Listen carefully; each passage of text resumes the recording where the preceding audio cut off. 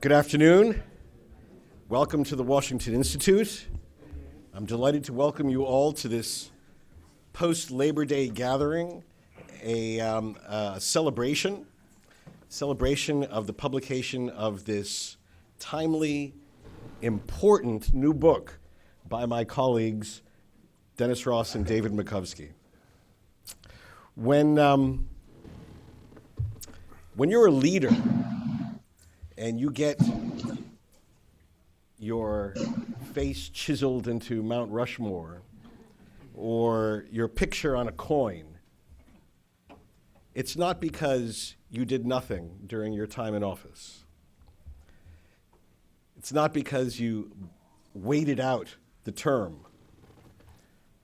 It's because you took big decisions that affected the fate of your nation, often at moments of great crisis, often decisions that were unpopular or that risked that this would be your last term in office, but decisions that reflected your vision about the direction of your nation and your people.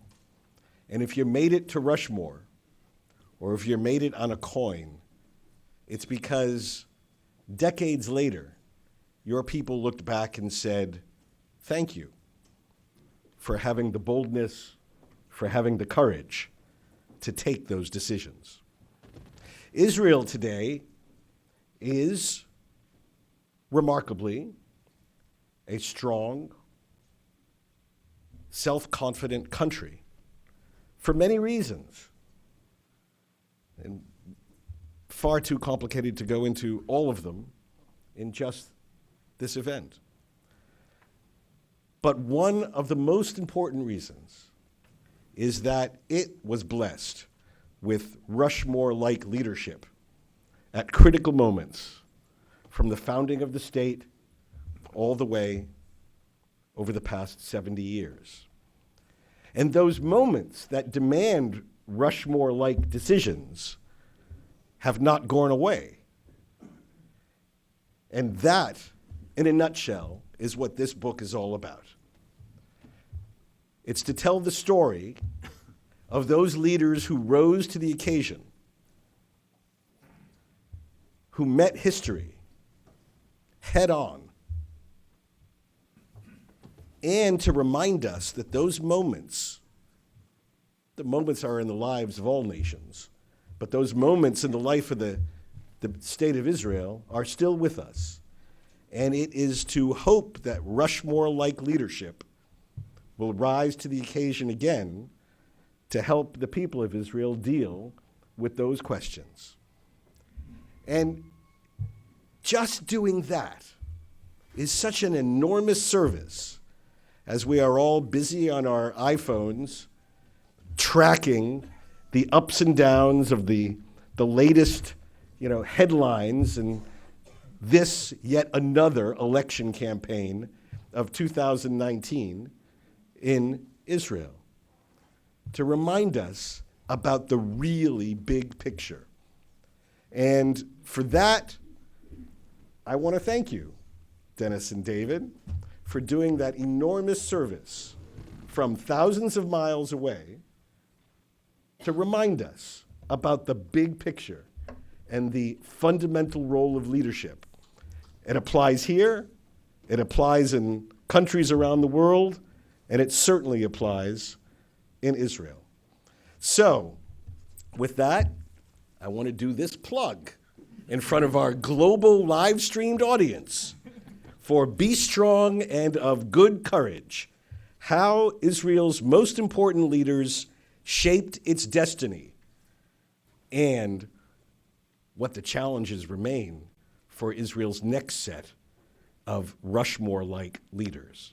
So with that, I want to congratulate both of you. We have a very special program here today.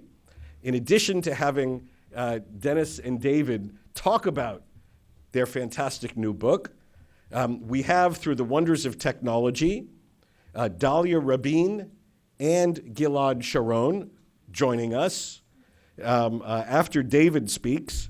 Dalia Rabin we have a presentation from Dalia. Dalia, of course, is the daughter of Yitzhak Rabin. She served in the Knesset. She served as Deputy Defense Minister. She's the chair of the Yitzhak Rabin Center. Then, after Dalia's pre-taped presentation, I have to point out, we have Gilad Sharon live.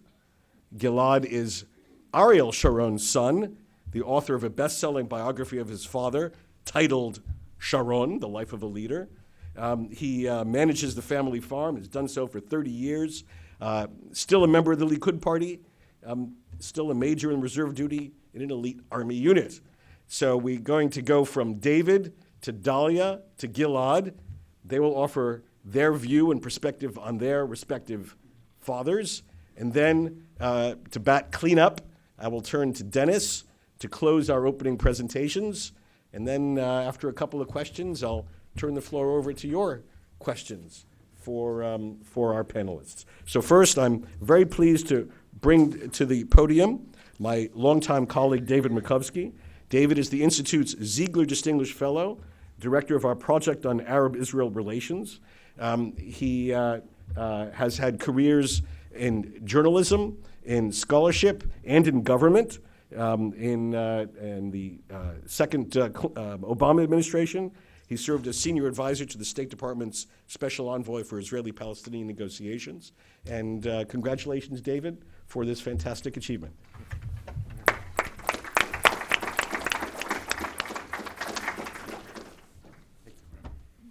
Thank you very much, Rob. You could all hear me in the back, okay? First, I want to really thank Rob. I want to thank the Institute, the board of directors, Patrick, all the senior staff who really helped facilitate this. And there's a whole bunch of research assistants and interns scattered around. I can't name them all here, but I want to thank all of them for all their fact-checking and support and making this possible. So thank you, Rob. Thank you very much. Now, why did we write this book? As Rob noted, well, Israel's also facing a very fateful choice. And so we thought, let's trace the journeys of these people who met the bar of history. I like Rob's thing about the Rushmore-like decisions. These are their decisions are a Middle East Mount Rushmore. They leave legacies behind them. It doesn't mean they were perfect people. It doesn't mean that every decision we agree with, of course, but they've left legacies of achievement that do endure. So how did they make their decisions, and what is the political courage they had to confront even long-term allies in making those momentous decisions? I will focus on Ben-Gurion and Begin. We have Dalia Rabin's tape about her dad, Sharon's, Gilad Sharon about his dad, and then Dennis will summarize. As we divided this book up, I focused on those two figures, and Dennis focused on Rabin and Sharon, so I'm sure he's going to have a lot to say about everything, including those two chapters. So I'm trying to distill, what are the lessons, what made these people great? And so each one of these things we could talk forever about. So if there are questions, I'm trying to be as telegraphic as I can just for purposes of time. Ben-Gurion, I think, was great because he focused on what was truly important. He had a central mission in life, which was end Jewish homelessness after 2,000 years. Not an easy decision, not an easy thing that he took on. He was unswerving in his objective, and he was tactically agile in his ability to achieve the objective. He had kind of wedded Zionism to Britain until 1939 with the white paper that limited and really phased out Jewish immigration. He said, okay, we got to start all over again, and we're going to start with the United States. He actually lived for 10 weeks here at the Hamilton Hotel, I found out on K Street. He got to say, this is the goal. I thought this was the way to achieve it through Britain. Now we got to change. He believed that you needed institutions. If you want a state, you needed a mindset. If you want to link the people with the land. And what I said about immigration, that for him was the oxygen of Zionism, was unrelenting focus. Anyone who wanted to compromise on that issue for him, that was the Rubicon. That was the red line he would not cross. That's why he breaks from Britain in 1939. His belief was that, to achieve that, immigration was central because Zionism, the Jews were a minority at the time, And if they want to be Jewish and democratic, of course, equal rights for all, but they had to have immigration. And he was not willing to compromise on that. He was also big, I think, because he understood not just the inside out, but the outside in. How did these world events impact Zionism? He wasn't insular. He wasn't parochial. He was also extremely well-read. I think he had 13 languages. He taught himself Greek while in the Blitz during World War II in London. That's where he also got his sense that the public will sacrifice if they have a leader who could communicate to the public the way Churchill did. He was prescient in this regard in looking at world events. It doesn't mean he succeeded. In many ways, it was he would admit if he was here, I think that he was a failure in the 30s because he saw this as a race. Zionism on one hand, and that Hitler was going to take over Europe. He predicted in 33 after he got a hold of Mein Kampf at a Munich train station. He says, there's going to be a world war here in a few years. The ground is burning. And that was central to him. And he always said, I have no right to compromise on immigration because all these people are going to be killed in a few years. He didn't sense the enormity. He had no sense of gas chambers or anything like that, of course. But and in a certain way, he failed because in the 30s, whatever they could bring, it was not 6 million did perish. But he understood that world events were greater than anything else. And that, I think, was very important. He also was ahead of the curve in saying, what's the next challenge? Not just think the moment. He said the Arab states are going to go to war. And he got into a huge fight with the Haganah, the Palmach, which were the main defense institutions in the pre-state. He said, you guys are thinking small. There's going to be a war with countries, not with fadayin behind rocks. I want to know who runs tank formations, who's in an air force. He ended up restructuring the whole army, and he favored people who were in World War II in the British Army because he said, they have experience in big formations. He got into a huge fight internally over this, always trying to think, what's the next big thing? By the way, he said to de Gaulle, just in parentheses, in 1960, he said the Soviet Union will collapse in 30 years, and it was 31 years. So he was right. Doesn't mean he was always right, but he always looked outside in. He was not afraid of taking momentous decision even when they incurred risk. But once he locked in, country first, you could not move him. He was a rock. Just a few of his decisions, I can't get time to get into it because this chapter is about his road to 48 and his road to decision to establish a state. But bringing in 835,000 Jews from Arab states. The country was broke. It lost 1% of its population in the war. I mean, we think that's over 3 million Americans, to put this in American terms, today. He accepted German reparations because the country was broke, and people said, you're dealing with the devil, including Begin, which we'll get to. He said, and then there was the whole idea of declaring the state itself against all odds. And the biggest day of his career was that 2 days before the state, when he gets all the bad news. Charette coming back from George Marshall and saying, I won World War II, you didn't, and your generals are intoxicated, I feel, because they've opened a siege to Jerusalem. Doesn't mean they're going to win the war. And he tried to argue with Charette not to declare the state, and Charette came back to Ben-Gurion and said, at least agree to 3-month extension. Charette and Marshall did not agree on a fundamental point, which was Marshall saying, forget a state, let's have an international trusteeship. But Charette was not there. But on the idea of a 3-month truce, he was there. But at that meeting, Golda Meir comes back from King Abdullah of Jordan and said, yes, I told you we wouldn't join the war, but I can't keep my promise because now we're a coalition of 5. I'm not an independent actor. There's a coalition of 5 Arab countries. He gets the word in the middle of the meeting, there's been a massacre at Gush Etzion, an Israeli settlement, which is actually the West Bank, but was there before 48. And then the biggest thing, and each one of these things we talk about a long time, we just don't have time, but was that his own generals are saying, Yadin, Galili, maybe it's not such a bad idea to wait for 3 months. 40% of our people, he said, they don't even have pistols in the army. It's hard to believe. Rob talks about Israel's strong, self-confident, which is all true. It's hard to believe 40% didn't even have pistols. I said to Gadi Eisenkot, who was here, former IDF chief of staff just recently, and it's amazing how far Israel's come from that moment. But this was classic Ben-Gurion. Ben-Gurion was always, okay, I'll take in all the information, but I'll filter it through a kind of an analytical lens. And his sense was, look, this ceasefire is not going to be applied evenly. Is the UN or whoever, they're going to go and monitor the ceasefire in Jordan, in Iraq, in Syria, in Egypt? No. He said they won't.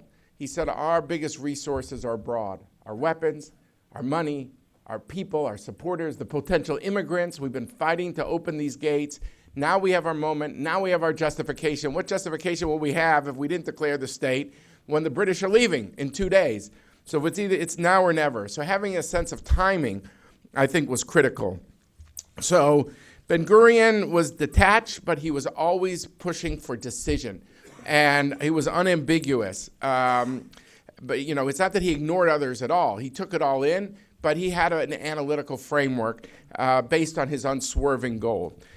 Now, Begin, what was his greatness? I think, if Ben-Gurion wanted to end a sense of Jewish homelessness, for Begin, it's to end a sense of Jewish victimhood. The Jews will never be victims again. And he also had a sense that there has to be an equilibrium between values and interests. That he really believed that Zionism had to be, consistent with civil liberties. He believed that there was martial law in the Arab communities. That's wrong. He said, if they're citizens, there can't be martial law in this country. And Begin, I know this is going to surprise 95% of the people here, but you'll read in the cabinet debates I went through hundreds of pages in Hebrew of the cabinet transcripts after the 67 war, and the one guy who wanted to give the Arabs, the Palestinians, he didn't call them Palestinians, he called them Arvei Eretz Yisrael, the Arabs of the land of Israel. He said, we have to give them the vote. That was Menachem Begin. It wasn't people to his left, it wasn't people to his right. People thought he was crazy. But his framework was a 19th century European liberal. In Alsace-Lorraine, the Germans gave the French, citizenship. Maybe we could wait for 7 years. That was 1967, Begin said that. And he repeated it in autonomy. He had a very brief period of a honeymoon with Jimmy Carter, and Carter did sense that with him, right around the time of his autonomy ideas in December of 77. So Begin had that. Begin, another thing that he had, I think, was a sense that the justice of a cause needed to be subordinate to national unity. There were two key formative moments for Begin. The Saison in 44, the Altalena in 48. The Saison was when there was a sense that Haganah was hunting the Irgun people because of things that were done to the British. And some of the Irgun people said to Begin, let's start killing the Haganah people. And he held up a piece of paper, and he said, you could have a just cause, but it's a thin line, as this piece of paper, between a just cause and a contaminated one. And the Altalena, you all know the story of the ship with the weapons coming in. Again, we don't have time to get into the details, but people wanted to take revenge. Here was Ben-Gurion said, we got to sink the ship because, as Max Weber said, you can't be sovereign unless you have a monopoly on the use of force.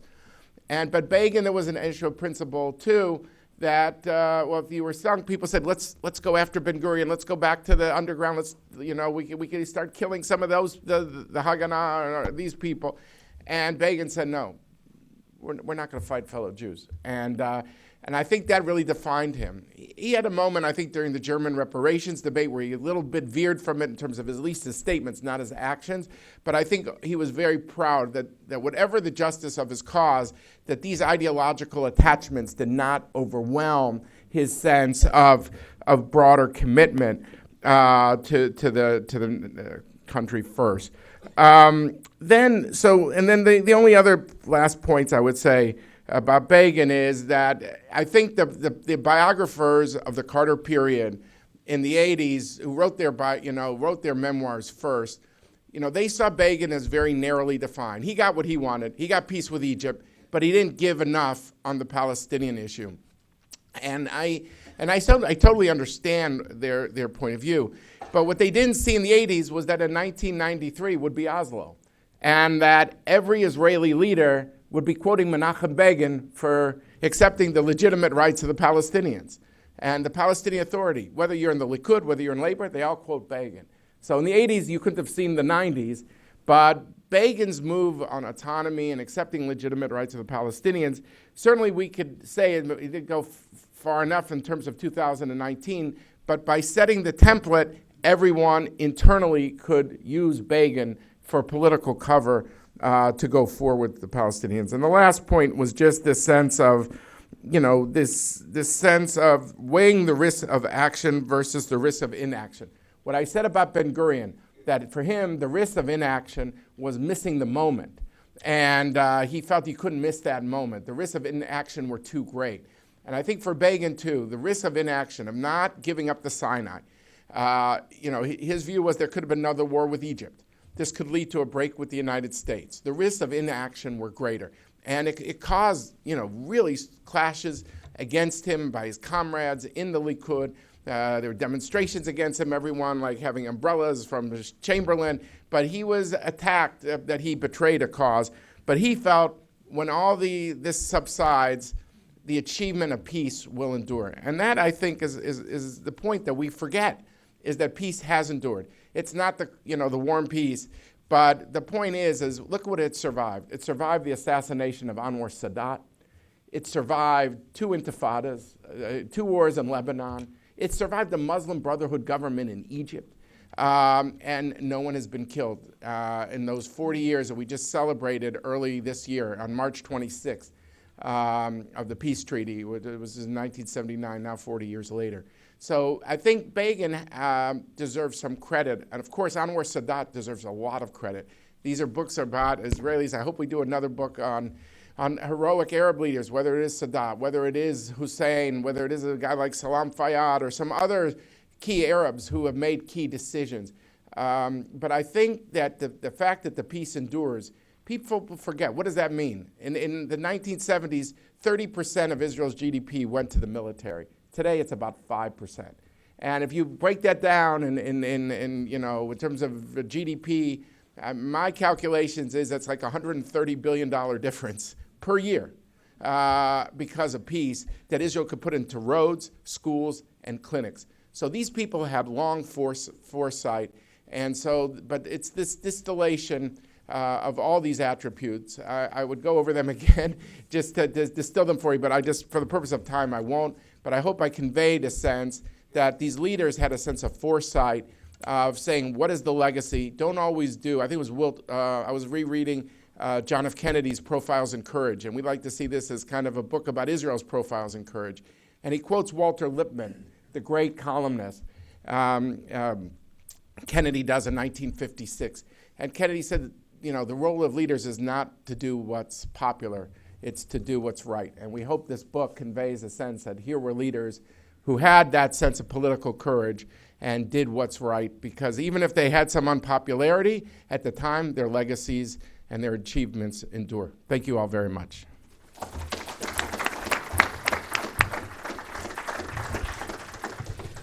Thank you, David.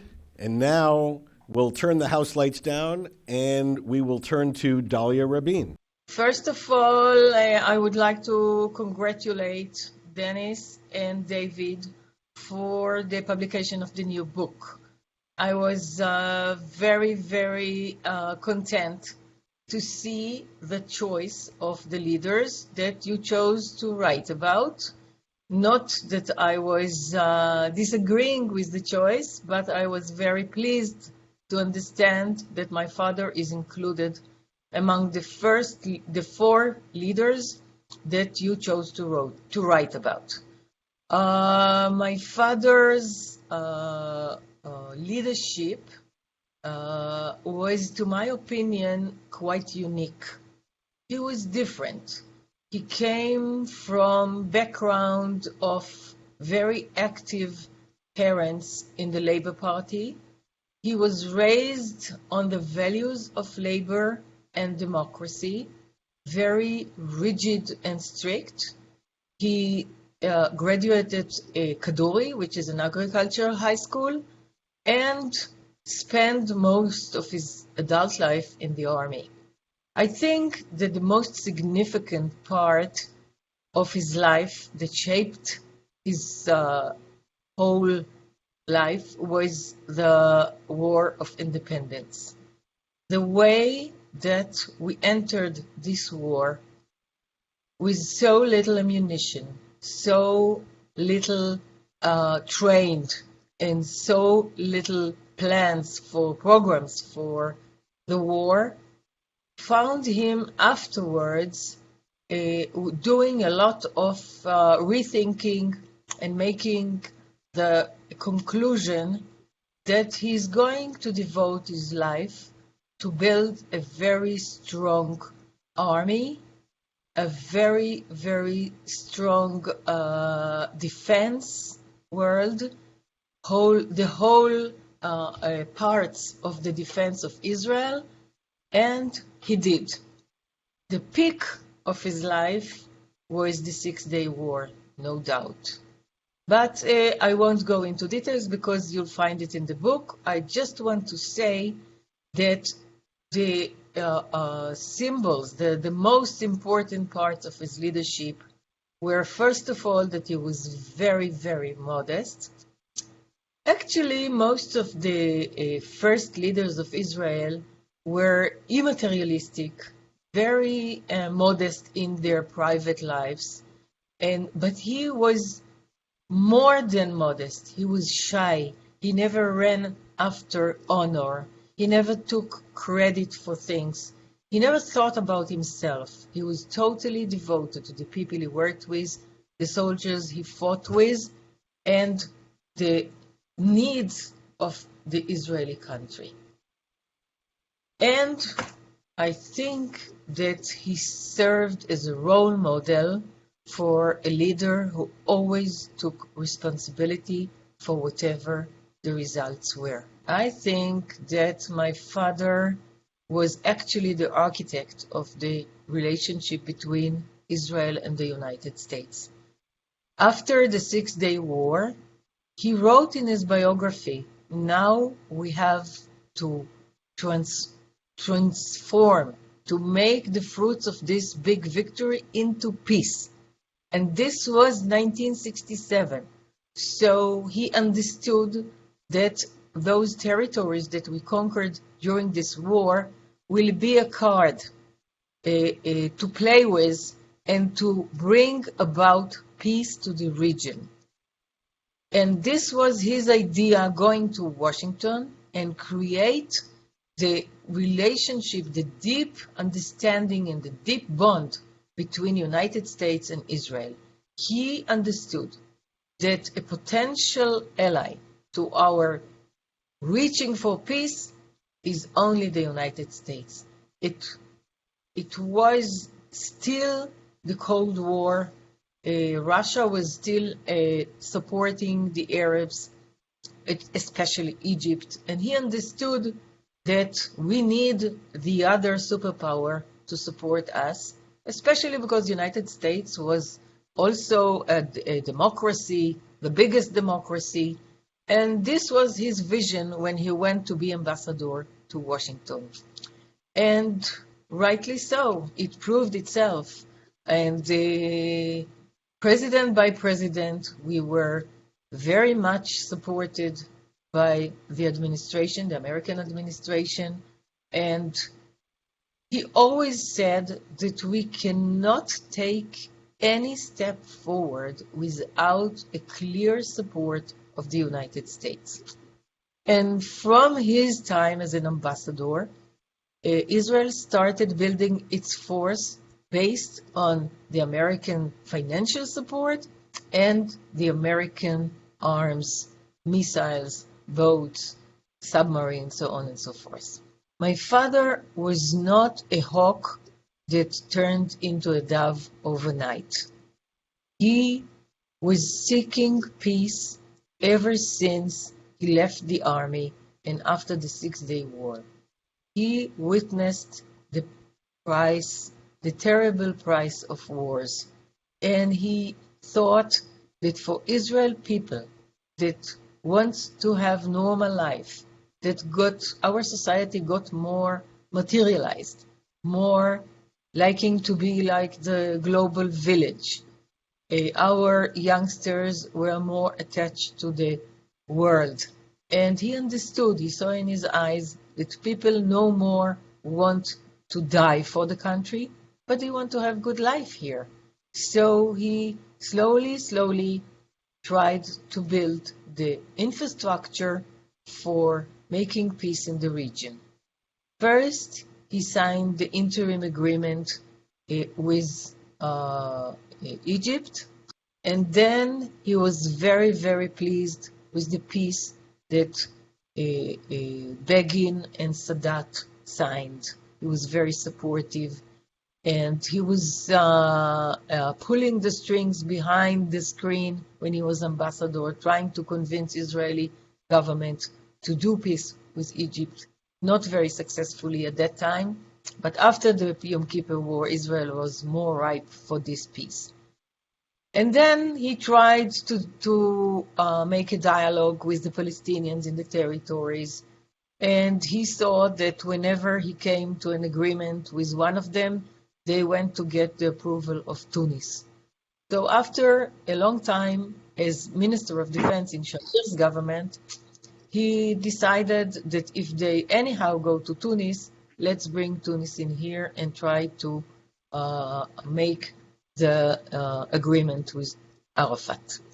He was not a friend of Arafat. He didn't like him especially, but he saw him as one Palestinian leader that can bring the goods. Unfortunately, the goods were dripping in very slowly. Terror was fearful, and he was assassinated on the background of the terror growing within Israel, and while the antagonism to the peace process grew stronger and stronger. When I tried to convince Congress and Senate to help me build the Rabin Center, I was on the Hill for 3 days, and I got a very significant support from a lot of congressmen and senators to our mission, knowing my father and adoring and appreciating his contribution to the relationship. Thank you, Dalia.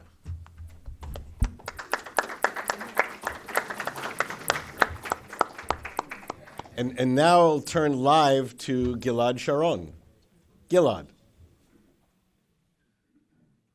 Good afternoon. Can you hear me? Oh, yes. Loud and clear. All right. So I'm very happy to be invited to that special event. How my father saw his role as the leader of Israel. Since a very young age, his mission was guarding the life of Jews, protecting Israel, making Israel strong in real time and in years ahead. This was the essence of his public activity, the purpose of his life. Even as a young officer, he changed the problematic reality in Israel. During the War of Independence, in which he was badly wounded, the young IDF defeated 7 Arab armies. But after the war, people left and the army lost its abilities. And then the IDF found himself helpless against thousands of terror attacks that started against Israel during the early 1950s. Either the army units couldn't find their way at night to the targets, or if they did find a way, they just exchanged fire and went back, retreated.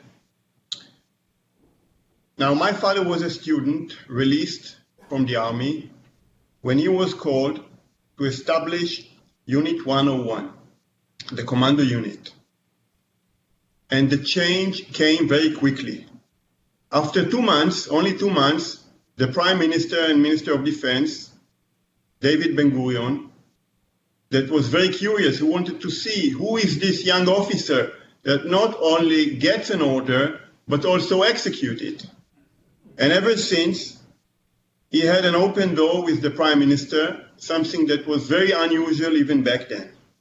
In Israel, which is a tiny little country, the difference between a tactic and a strategic threat is fuzzy, because a squad of terrorists on the road between Tel Aviv to Jerusalem can block the whole country. And so what did he do? He changed the reality.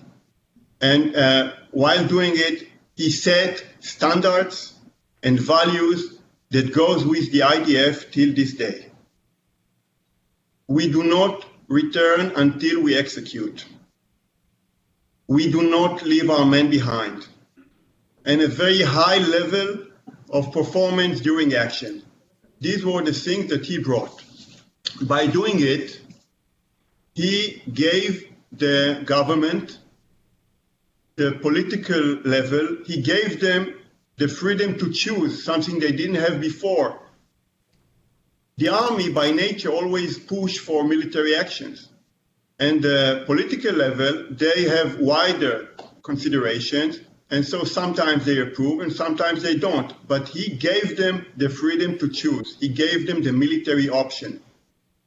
And after dozens of very successful reprisal operations, Israel's situation was completely different. Before the Six-Day War, when Yitzhak Rabin was the chief of staff, the president of Egypt, Nasser, was talking about destroying Israel. He threw the UN observers from the Sinai, he blocked the Eilat Gulf, and he entered the Egyptian army into the Sinai. Israel stood in a danger of existence. And it seemed that the political level lost its self-confidence. That was the situation back then in 67 borders. My father, as a division commander, had the main role in the war. He attacked the main Egyptian strongholds in the Sinai, opening the way to the rest of the IDF into the peninsula. During the Yom Kippur War, Israel got hit hard. Many were killed, the army was beaten, and so was the national morale. By crossing the Suez Canal, a tough and bold move, which he was pushing to from the beginning of the war, he managed to change the course of the war. He managed to change a defeat into a great victory. Before the first Lebanon war, while he was Minister of Defense, the towns in the north of Israel suffered from heavy shellings, rockets and artillery of the PLO, the terrorists that used Lebanon as a shelter. Children were actually growing in the shelters. After a week from when the war was open, the threat was removed. And after 11 weeks, 15,000 terrorists and Syrian soldiers were expelled from Beirut. When my father was elected as prime minister, Palestinian terror was going wild the country. It looks desperate. Every other day, a bus would explode. It's not just that you didn't go on a bus, you didn't want to stand by a bus on a traffic light. As a prime minister, he did not have the advantage that he gave the government 50 years before. He had to push the army that were used to doing nothing and rely on the Palestinian forces, which were committing most of the terror attacks themselves. But when he led Operation Defensive Shield, he managed to change completely the situation. He brought Israel to normal life. The man didn't like to win by points. His victories were clear. He liked knockouts. My father could have been a farmer, his first love. He could have been a writer, a journalist. He was very sensitive and talented. He had a beautiful way of expressing himself. So how is it that he became a soldier, a commander, a general? We are so used to the wars, to the violence, to the Arab hostility in Israel, that asking this question might seem a bit naive. But really, why? On November 29th, 1947, the UN General Assembly voted in favor of the partition resolution. Although the Jews got a very small part of the land, Jews accepted it and went dancing in the streets. And why? Because Jewish state was the dream of 1,000 years. What did the Arabs do with this resolution? Did they ever sit down and consider it, thought, shall we accept it, shall we reject it? They didn't even think about it for a moment. The next day, they gave their usual answer. 5 Jews were murdered. This was the opening of the War of Independence. Why didn't the Arabs accept the partition resolution? The partition plan. If they would accept it, there wouldn't be a single Palestinian refugee. All the territories they demand, they would have it and more. And they would have today a state, the Age of Israel. But they didn't even consider it. Why did Lebanon, Syria, Jordan, Egypt, Saudi Arabia, Iraq, why they all invited Israel in the beginning? We had no conflict with them. We had no territorial dispute.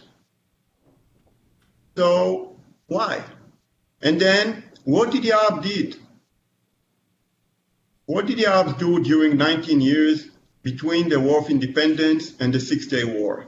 Besides the terror of thousands of terror attacks on Israelis, did they ever establish a Palestinian state?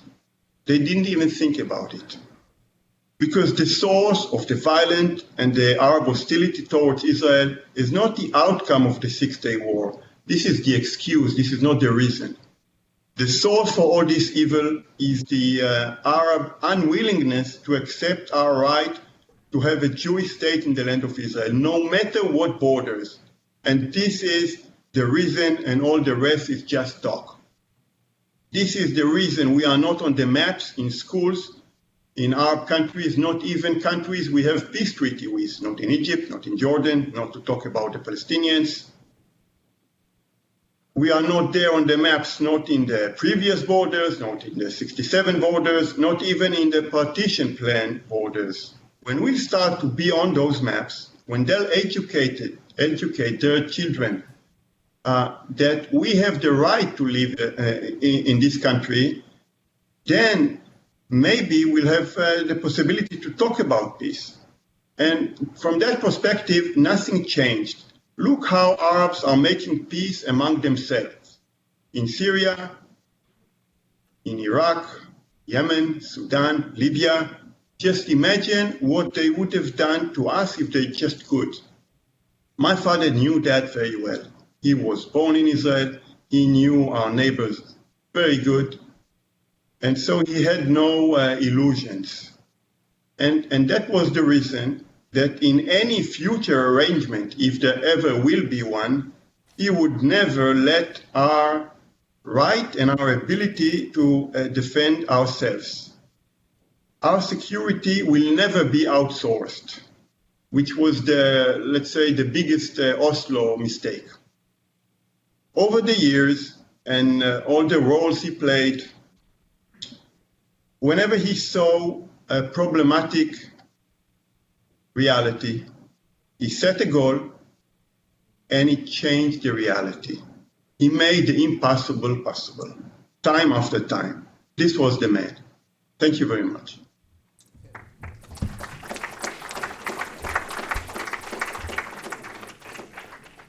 Thank you very much, Gilad. And now I'll turn to my colleague, Dennis Ross. Dennis. First, thank you, Rob. Let me just thank you more generally for creating the kind of climate that makes it possible for us to do these kinds of books. Look, I could easily go through the history and the biographies of all 4 of them. You heard from David talk about both Ben-Gurion and Begin, and we've now heard Dalia and we've heard Gilad talk more about Rabin and Sharon, and the truth is I'm very tempted to talk about anecdotes of each, and maybe you'll ask me more questions about that. But we are actually also the Washington Institute for Near East Policy. And so what I want to do is I want to focus a little bit more on sort of the lessons that you might distill from the past in terms of leadership, and then apply it to what is the issue that is facing Israel today. Not necessarily the issue in the election, which I'll come back to, but the issue that will be facing Israel and that will require leadership. Let me start by just sort of saying the following in terms of the distillation of the key lessons. One thing that typifies all four of these leaders, even though they disagree ideologically, they're not the same ideologically. In some ways, it's an accident that two represent Likud and two represent Labor. They're not the same ideologically, but the way they defined the role of being a leader, the role of being prime minister, was very similar. If they could have taken the Harry Truman adage of the buck stops here, all four would have accepted that. They operated on a premise. They bore the responsibility of making decisions. Those decisions were up to them to make. They weren't supposed to be deferred. They weren't to be put off to their successors. They would look ahead and they would say, okay, what are the stakes that we're dealing with? What are the priorities that we have to pursue? Even if the decisions we have to take are going to be costly politically, it's on our shoulders to take them. For them, David made a reference to this, I'll say it slightly differently. All of them understood the cost of action. That was never an issue. What was clear with them, however, is they understood the cost of inaction. And they knew to shirk making a decision was to shirk their responsibility. The responsibility was on their shoulders. Sharon talked about the solitude of the leader. And what he meant by that was, when you face these decisions, you face them alone. All the people who work for you or work with you, yes, you can take their advice, you can take their input, but the burden of decision making is on you, and you face it alone. Each of them felt this. Something else that each of them felt, and Dalia touched on this, Rabin was known for not just assuming responsibility, but if the decision went bad, he took the responsibility. That was true for all of them. That was their natural instinct. Nothing would be deflected to others. In Rabin's case, I'll give, even though I said I wouldn't do anecdotes, I'll give two, because I can't totally resist. One was when the decision was made to do Entebbe, and the planes were in the air, he wrote two different letters.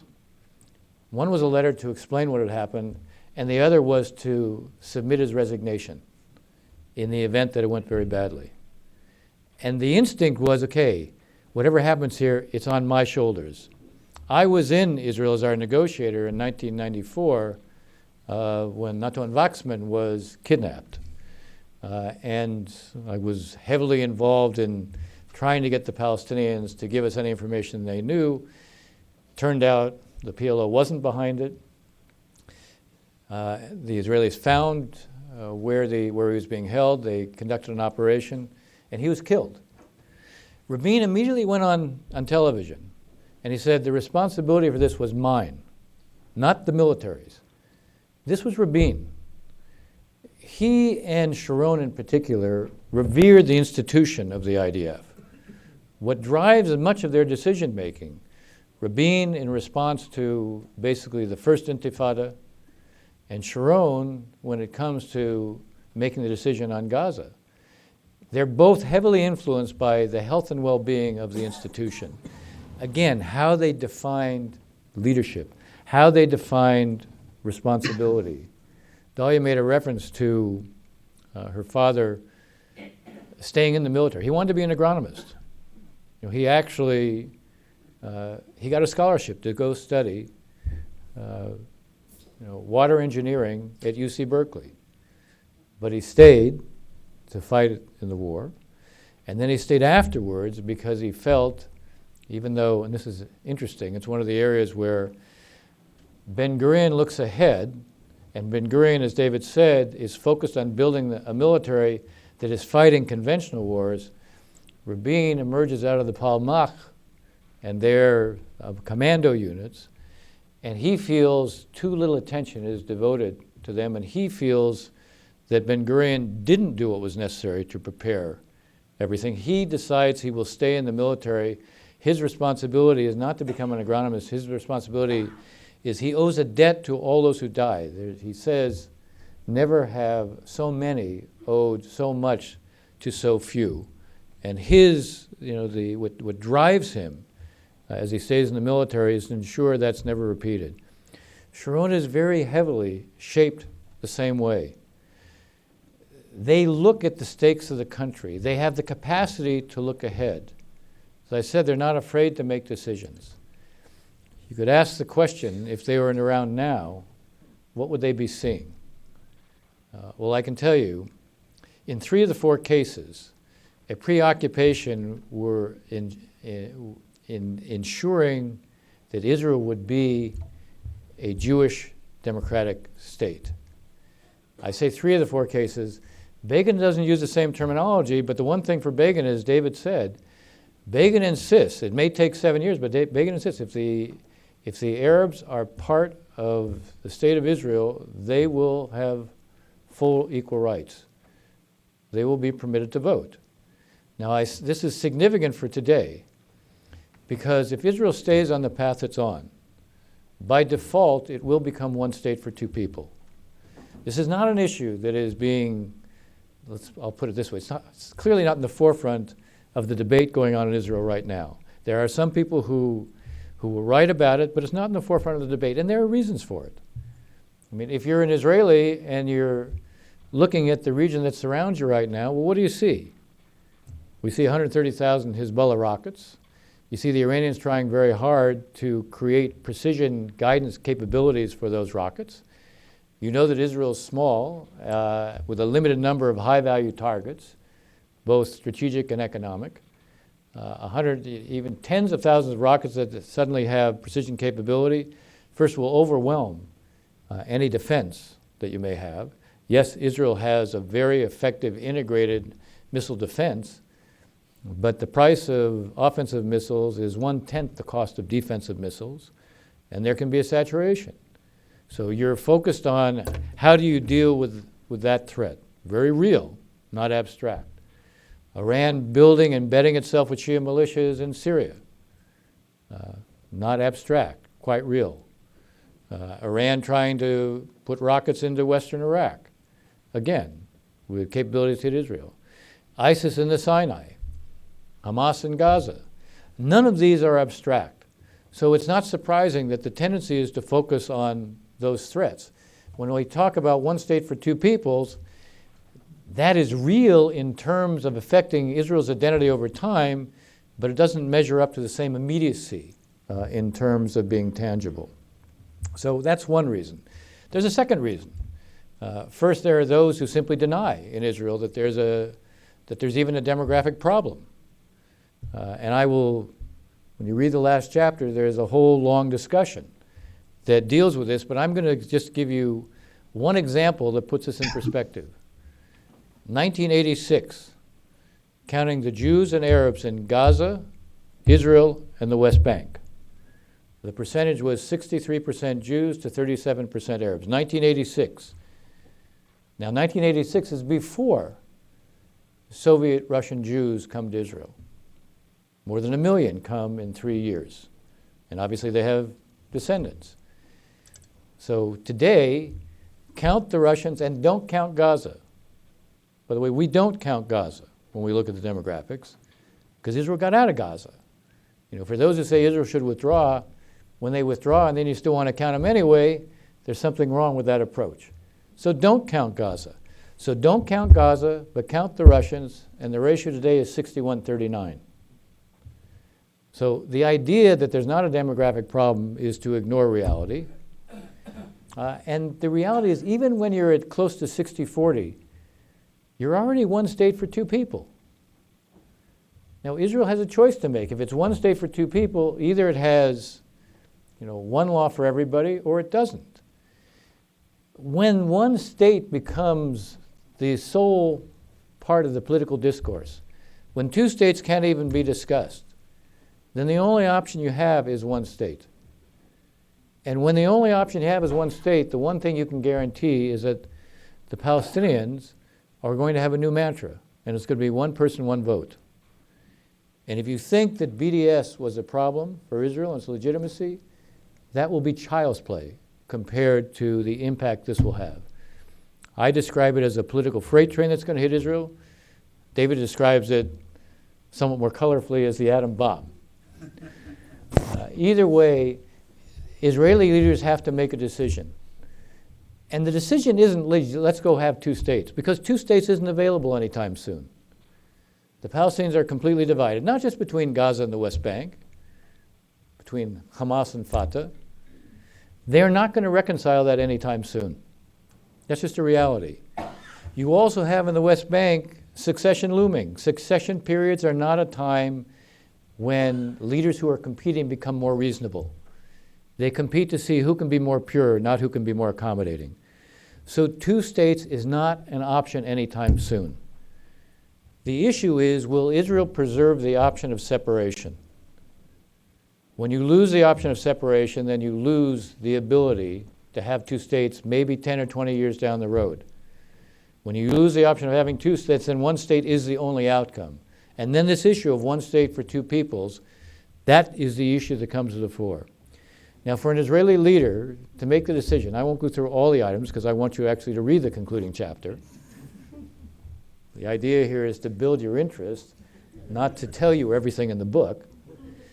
But I will say there is one item that the Israelis have to make a decision to do, and that's stop building outside of the settlement blocks. Now, there are, on about 5% of the territory, you capture about 85% of all those who live beyond the Green Line.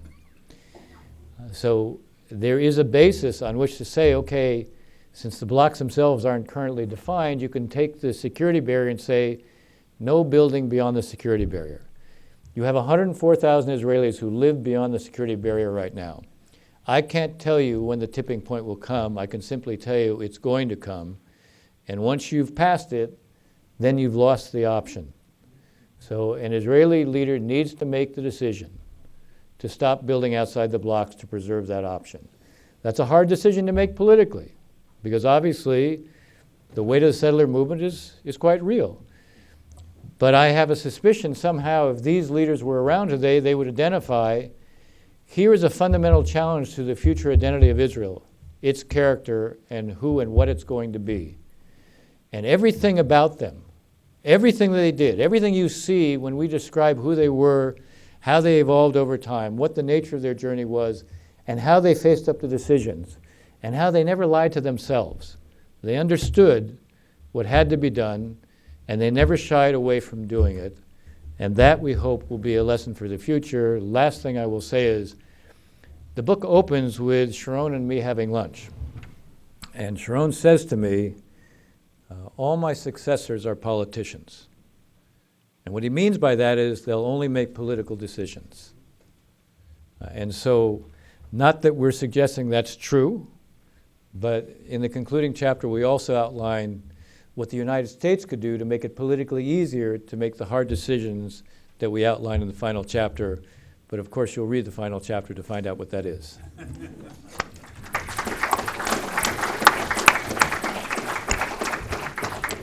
Great. Thank you very much, Dennis and David.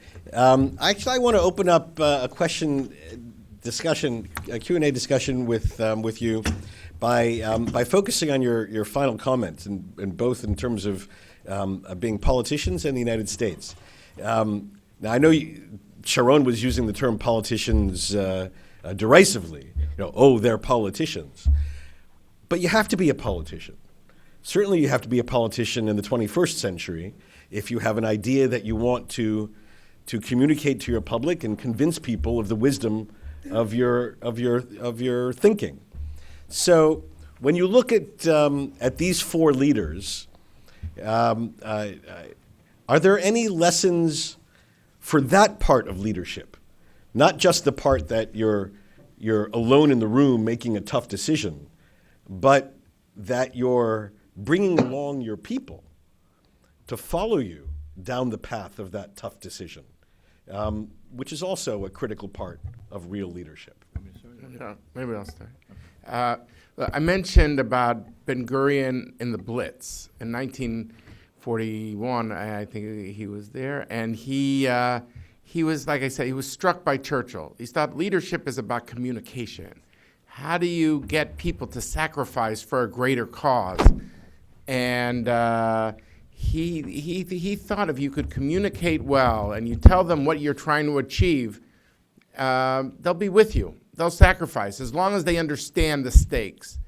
And so I think, it's now say, well, there's Twitter and they didn't have all these technologies to communicate. There were different things. There was radios, to Israel only had black and white TVs really, I think, till the early 70s, but they could communicate. And I think for Ben-Gurion, that was the idea of communication he really takes from the Blitz. I think in the case of Begin, look, the Irgun had a radio station itself. He goes on the radio station after the Altalena. He goes on it about when the state, with the partition plan, he didn't like the idea of partition, and he said that history won't accept it ultimately, and Jerusalem and things like that. But he always thought a need to communicate. What people don't know about Begin is that his whole job, Rob, in the Irgun was a communicator. I mean, yes, he was in secret, but there's this anecdote of him sitting with Shamir, both dressed up like Hasidim, both ultra-Orthodox Jews. That's how they evaded the British, dressing up like a Hasid. And they sat together.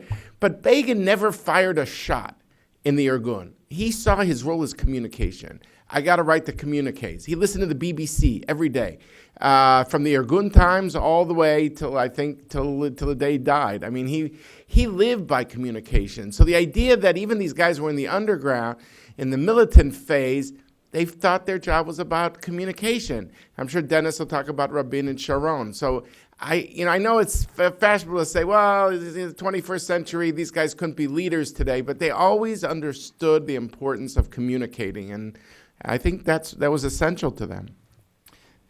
Yeah, I think I would, Rob, I would answer the question the following way. First, it's well taken. They were leaders, but they were also political leaders. They were mindful of it. None of them, would say, gee, I'm going to make this decision. It's going to be politically costly, and I'm going to ignore the political consequence of that. No, but they weren't prepared to allow the political consequences to deter them from making the decision. I think one thing that they all share, this goes back to, it's a different way of describing what David said, all of them understood one of the responsibilities of leadership actually was to lead their publics, not to follow their publics. That meant they had to change. If the attitudes were one way, if they were confronting what was a broad consensus and they felt the consensus was wrong, they felt the need to educate, to explain the stakes, to get out there and do it. You look at Sharon is someone who works painfully over his speeches. What's interesting is Rabin and Sharon, they weren't communicators like Begin. In fact, even in some ways, Begin was separate even from Ben-Gurion in that regard. Begin was an orator. That's who he was. The others were not that necessarily. But they pay enormous attention to their speeches. And their speeches, in a lot of ways, are remarkable reflections of who they are. You see, in Rabin's case, he gives speeches where he talks about the terrible cost of war, the impact that the war, Dalia says it, the impact the War of Independence has on him. He gives speeches where he describes, when you drive up you drive up the highway from Tel Aviv to Jerusalem and you see the wrecks from the War of Independence, and he describes that he can still hear the screams of his comrades who were in those convoys. And then he hears a silence, and he talks about that. When he gave he does that actually quite often. He repeats that when he gives when he receives the Nobel Prize. He talks about, for him, the cemeteries and what the cemeteries represent, the silence.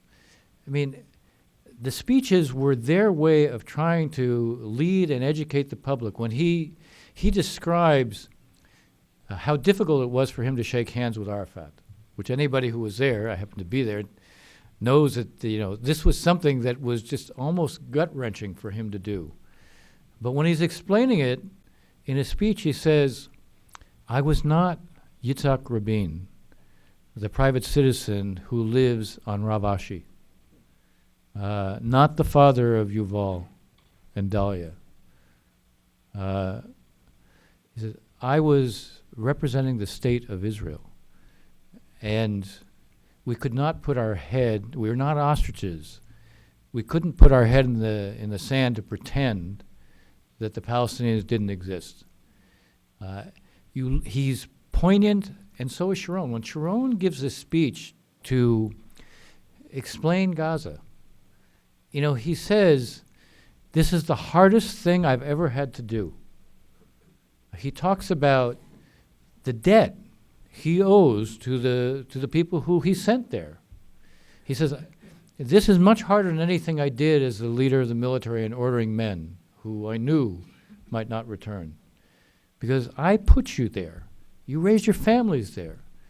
But then he says, but I have an obligation to the state. And the state of Israel requires this. That's my duty. So, it's not that they didn't see a need to try to affect the political climate. Of course they did. They all understood the realities of the political realities in which they operated, and they made the case. They sought to lead the public by explaining as well. I think all of them, this was a feature of all of them, although I said only Begin is a kind of spellbinder, because that's who he was. Okay, very good. Thank you. I want to ask both of you about the American relationship. Each of these four leaders had real moments of difficulty here in Washington, real moments of tension where the relationship almost fell apart between the United States and Israel. How did they navigate, how did they see the value of this relationship for Israel? How did that evolve, briefly?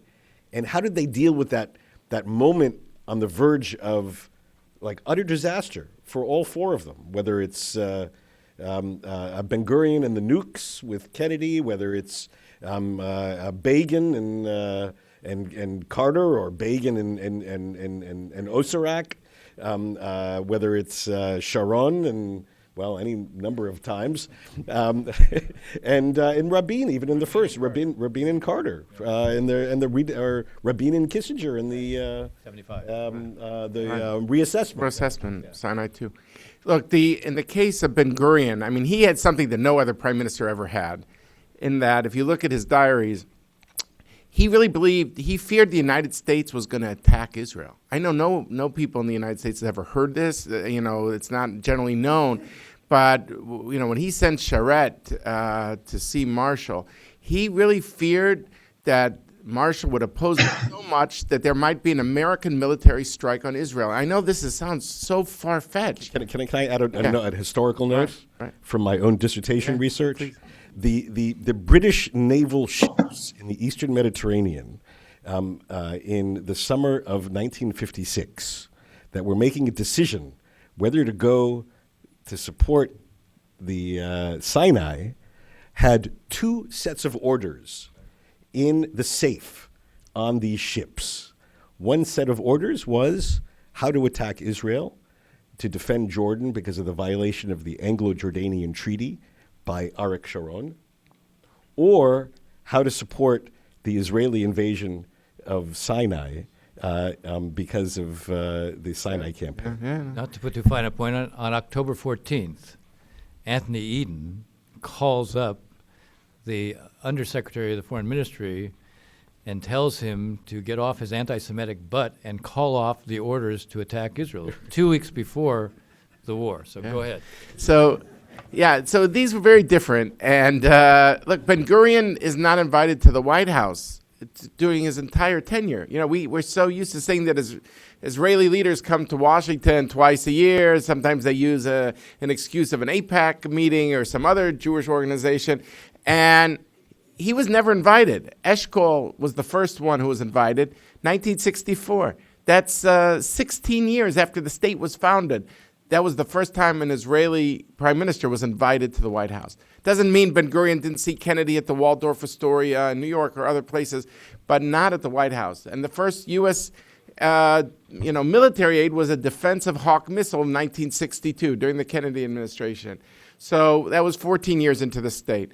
So it's very different. The relationship has grown in depth and breadth. I mean, it's just so breathtakingly striking how the challenge was. Of course, I would say, Rob, the lowest point had to be, Suez and with Eisenhower, and basically Eisenhower threatening to kick Israel out of the United Nations, stop tax deduction for the UJA, go on national television. I mean, it's stuff that you could not imagine today. And how did Ben-Gurion take it? Well, he did withdraw. He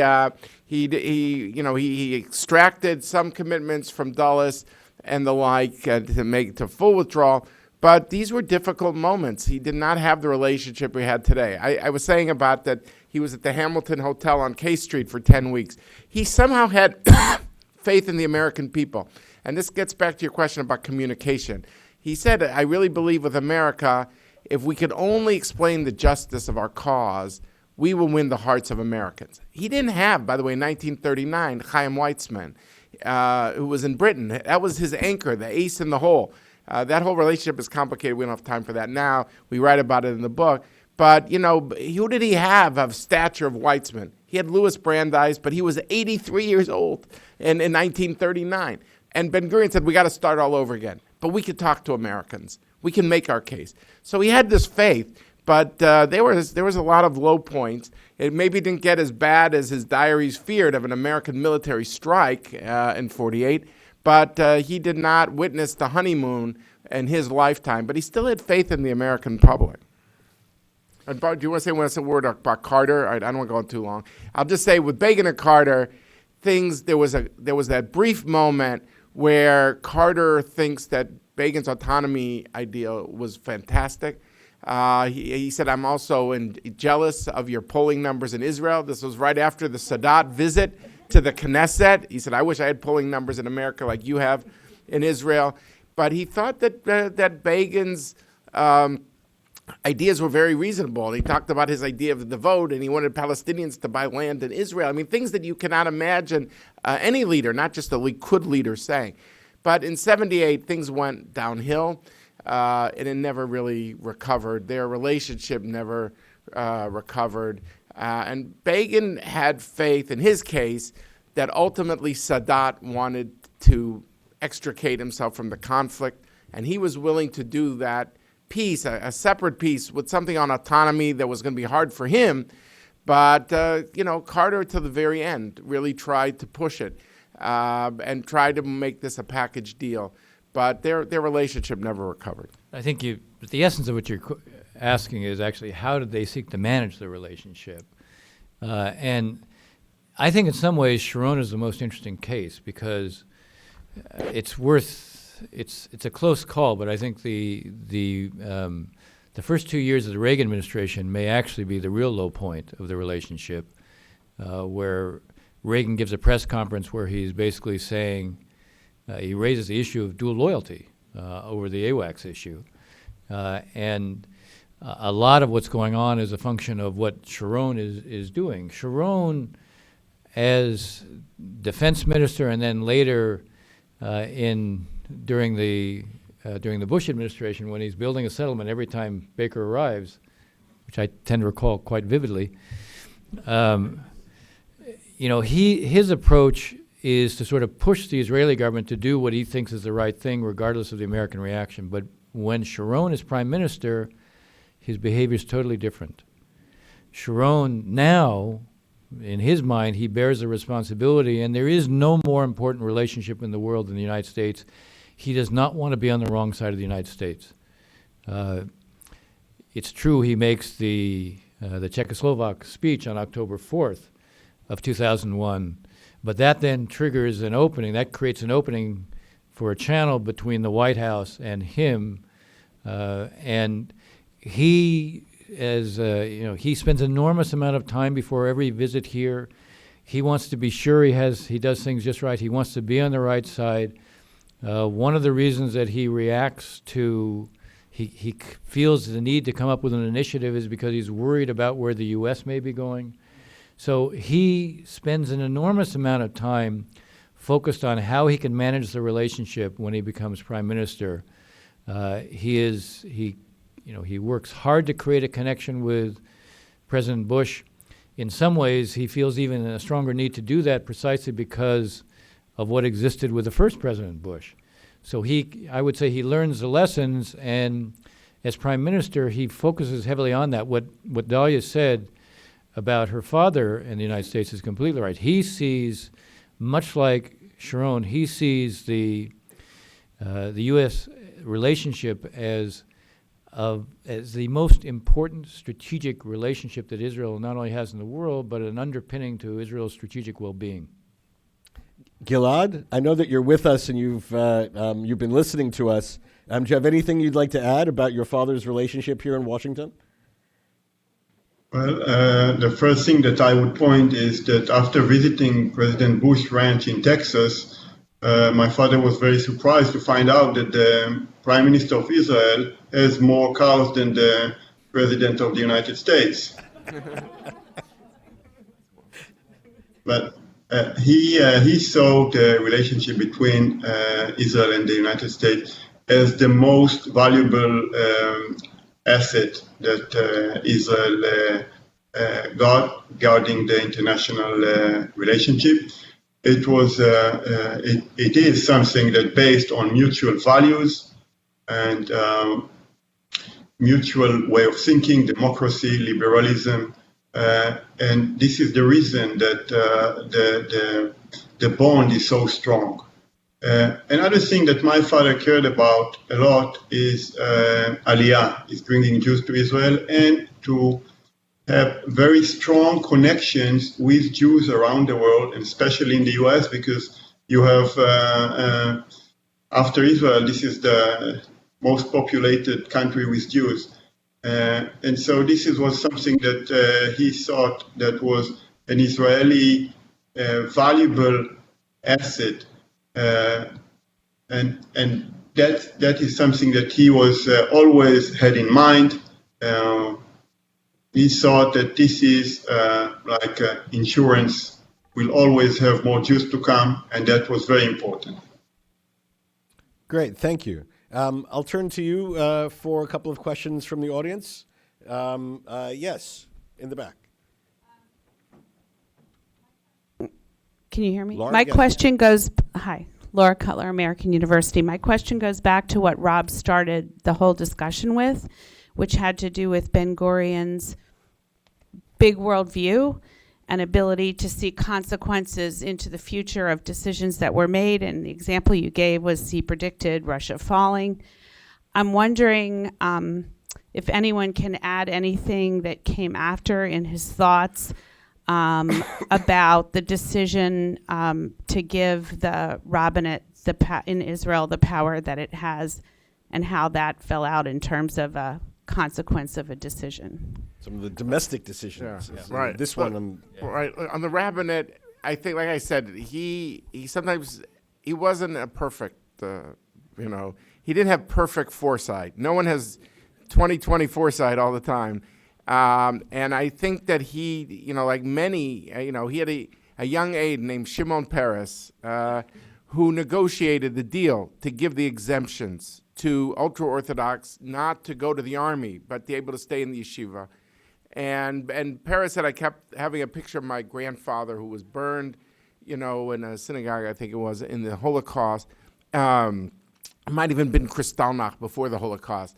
And they thought this was a remnant that was like kind of just the remnant of what's left of Europe, that they didn't foresee the growth of the ultra-Orthodox. I mean, that was Ben-Gurion's whole mindset of mamlachtiyut, of extending sovereignty, was a belief that you had to shift the mindset and the character, and you're building the institutions, and you got to link the people to the land.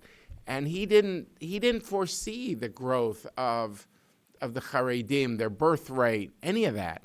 So, I don't mean to suggest that he had perfect foresight. He did not. Clearly there's a letter, I think Mike Herzog showed me Ben-Gurion writing to his grandfather, Rabbi Herzog, in 1959 in Hebrew. He showed it to me, saying if I would have, I regret that decision of giving them the exemption. But he thought they were negligible and that it had symbolic value, but it wouldn't affect things in the big picture. And he was all about the big picture. So I think that he had some regrets. Mike Kraft, in the center here. Thanks very much for the excellent presentations. One of the characteristics of a good leader, I think, is good analytical abilities and ability to deal with information. And I'd seen Rabin and Sharon and Begin close up, first as a reporter, then member of the Foreign Relations Committee. And I wonder what you guys thought of their relative analytical abilities to absorb information without filtering or putting an ideological edge on it. We've seen a lot of this with current politicians. I would say in the case of both Rabin and Sharon, they saw things as they were. They were both actually superb analysts. Rabin, I will say, of all the leaders I ever dealt with, I've never dealt with anybody who was as analytical. I mean, he would present a case and say A, B, C, D. I used to say if once he had thought something through, there was no possibility in the world of talking him out of it. On the other hand, if the reality proved that he was wrong, what was uncharacteristic, he would go and he would admit it to you. Say, you know what, you were right and I was wrong. And I'll give you one example of this. He came here 2 weeks after the beginning of the first Intifada. And I happened to be on the NSC at that time. And I said, what do you think is going to happen? He says, Palestinians can't sustain this, it'll go away. And I had traveled throughout the West Bank not that long before, and I felt the mood was very different. And I said to him, I have my doubts. And several months later when I saw him, he said to me, you were right and I was wrong. And that wasn't the first time. He was, because he thought things through, as I said, you couldn't move him, but if reality proved him wrong, he was intellectually honest. And I think, what I think all of these leaders had in common was they were honest with themselves. They could hear bad news. They didn't exclude it. And yes, last question right here on the right. Turn around. Yeah. Thank you. Albert Nikimkin from University of Maryland, University College. Since the book omits Golda Meir, I just wonder if it's fair for us to conclude that, in your view, she didn't measure up to these leaders, that she was a flawed leader. I wonder if you'd comment. Actually, I want to ask that question more broadly. So, because okay, these are the top four. Yeah. Who didn't quite make the cut? All right. Well, Dennis might have his list. We did go through this, by the way. To narrow it down to four wasn't easy because there were moments of leaders who took decisions. Sometimes their decision was not to act. I mean, like Eshkol, didn't want to yield to the general's pressure on him for the 6-Day War, but wanted to coordinate with the United States, even though the general said, you're losing the element of surprise. He thought the idea of coordinating with the U.S. was so important that it was worth the delay, and he had everyone against him. So, and I believe Rabin was one of those against him. But so sometimes people did things, or Shamir, also, we used to joke, nobody does nothing better than Yitzhak Shamir. But he, by not responding during the Gulf War, he made sure that the coalition didn't fracture. And the war could be persecuted against Saddam Hussein, which was Israel's great enemy. So it's hard. With each leader, we could show an example. I think we were both disappointed in the case of Golda Meir with the rise of Sadat before 73, the signals that Sadat sent, and she didn't pick up on those signals. Now, there's a whole debate about each one of those signals. We don't have the time for it. But on the other hand, while she was maybe not top tier, I would say, on the peace issue or dealing with Arab relations, if we would ever do a sequel book on on what do these leaders do when it comes to other issues like Soviet Jews. 1 million Jews that Dennis mentioned, come out of the Soviet Union in 1989, 1990, 91, 92. But I think Golda Meir, not just because she was ambassador in Moscow in 1948, and shortly after the state's founded, but she has a key role in the Soviet Jewry movement. Shamir, who maybe isn't known for his big moves on the Arab front, but yet he has a key role in Ethiopian issues with the Jews of Ethiopia. Look, I was really struck. I go through, it seemed like thousands of pages of declassified State Department documents that are all out there now, and they're just waiting for researchers to look at. His first meeting with Carter, he says, I have some ideas on these Jews of Ethiopia. This is 1977. Operation Moses is until 1984, but in his very first meeting with Carter, Begin wants to raise this. So we look often at the Arab issue, the peace issue, but there's some of these leaders did things on issues that weren't peace-related. They were on these persecuted communities, or they might be on domestic issues. So maybe there's room here for some sequels. But I would say, look, one of the measures for us was taking decisions that you knew were hard, confronting what were hard choices and making them anyway. And with Golda, she has, in the case of both Rabin and Dalia made a reference to it. Both of them came up with creative ideas for how to respond to Sadat, and she won't hear of it. It's interesting also that when the Gunnar Yaring mission begins, and he poses questions at each side, Rabin has to come in and explain that the Israeli government doesn't have a response, and Kissinger blows up at him. And it's actually Abba Eban is with him, his foreign minister then, and can't get a response. So Golda has some instincts that are like Shamir's, in the sense that, a decision not taken, defer it, it's okay. And so from that standpoint, she really didn't measure up. Okay, very briefly, quickly, last question. Yes.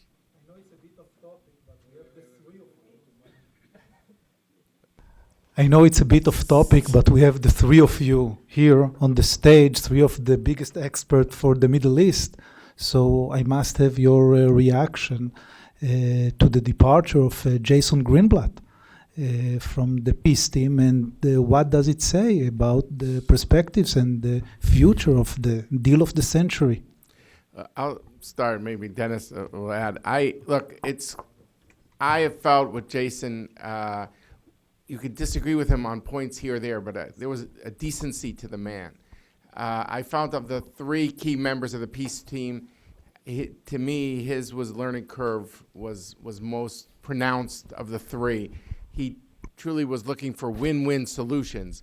You could, disagree, and there'll be time to go through every one of them. But I think, to me, it's hard. The takeaway for me is this is the guy. If Jared Kushner worked on the economic parts of the peace plan that were pretty much unveiled at Bahrain, Jason was really key on what we call final status issues, and on the political issues, Jerusalem, the borders, all that. And to me, his departure has to be seen as a real setback, that he believes that this plan is about to be unveiled anytime soon. Even though I noticed in his last tweet he doesn't use the word plan, he used the word vision, which I think, I don't want to be Talmudic, but I think it shows also kind of, this is our reference point for the future, as opposed to tomorrow at 9 a.m., all sides are sitting around the table. But you have to see it. I know he was staying just for this. So if he left, that's what I take from it. I know there's going to be a Mu'amara school, a conspiracy school, but it's good about this Mu'amara that we will know within 12 days if this Mu'amara is accurate. But the Mu'amara school will start within hours. Did he quit because Trump was about to take a move in the next 12 days that would impact his plan, maybe towards Bibi in a certain way? I'm sure there will be speculation about it. I do think, who knows if he returns to Trump Enterprises. He's been very loyal to this president. He served as his attorney in a personal capacity. Does he go back there? I'm sure, like all people in public service, it was a commitment for him to leave the private sector that was lucrative. He has 6 kids. 3 of them are in college. 3 of them are in Jewish day school. These are all expensive things. You're definitely eating into your savings when you go into the public service. Look, I think the explanation on the surface is probably one, especially in Washington, that is never accepted. To pick up on what David was saying, having dealt with him a lot, first of all, I agree with his characterization. He's a completely decent person, and he's very respectful of others. And I think he made a genuine effort to try to understand the issues.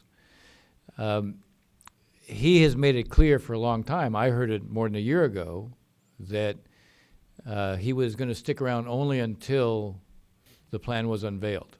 That's right. And, I mean, that would have argued, I think, for actually doing it after the plan was unveiled, not necessarily doing it beforehand. But I think that's the explanation I think that will be offered, and it may be true. I do think the timing is a little strange, and probably opens questions of low expectations about what was going to happen after you unveiled the plan. That, okay, there isn't really going to be a negotiation after you unveil the plan, so there's no real reason to stick around on the eve of it. But it will, I think selling this plan is already a long shot, and I think taking the one person out of it who really immersed himself, I think, in all the political issues, again, whether you can agree or disagree, but at least I think he came to have an understanding with them, taking himself out, or at least sending a signal that he's taking himself out, certainly sends a message that the expectation is we'll put it out there, but we don't expect much is going to happen after we do. Okay, very good. Well, since I've already tweeted on this issue, I'll leave it at that. Thank you, David. Thank you, Dennis. For those of you and thank you very much, Gilad, for staying with us and for injecting your personal view of your father. I think that was an enormous contribution to today's event. Thank you very much. Thank you so much for inviting me. For those of you whose appetite has been so whetted that you have to get a book right now, I believe we have a bookseller out front that will accommodate you.